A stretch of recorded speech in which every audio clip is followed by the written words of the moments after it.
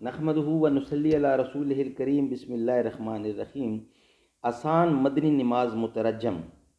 لکھنے والے ہیں قاری محمد سلیمان، HMC مدرسہ کے محتمم ہیں۔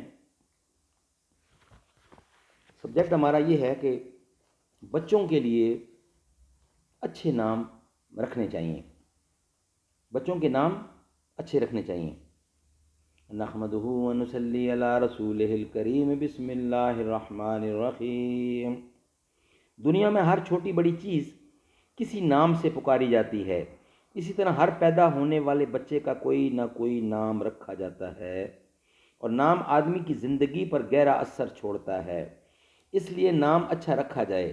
دین میں ان ناموں کو پسند کیا گیا ہے جن کے شروع میں عبد یعنی عبد الغنی، عبد الوارث، جس کے نام پہلے عبد لکھا جاتا ہے، اور آگے اللہ تعالیٰ کا ذاتی یا صفاتی نام ہو، مثلا عبداللہ، عبد الرحمن، عبد الرحیم، عبد الکریم وغیرہ، یا پھر انبیاء کرام اور صحابہ کرام کے نام پر نام رکھے جائیں، ابراہیم، یعقوب، یوسف، ہارون، زکریا، صالح، عثمان، عمر۔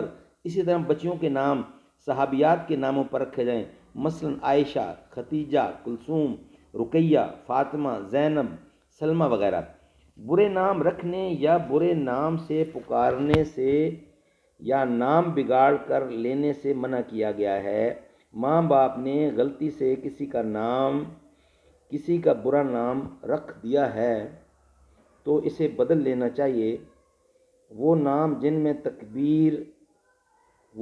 جن میں تکبر پایا جاتا ہے یا پایا جاتا ہو، یا جس سے انسان کی تذلیل ہو، اسی طرح پرویز نام معیوب سمجھے گئے ہیں، ان کو بدلنا ضروری ہے۔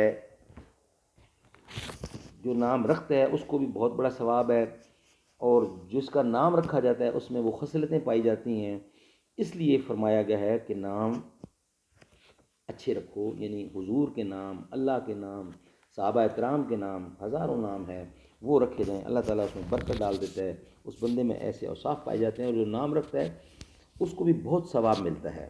اللہ تعالیٰ ہمیں ایسا کرنے کی توفیق عطا فرمائے۔ صدق اللہ العلی العظیم۔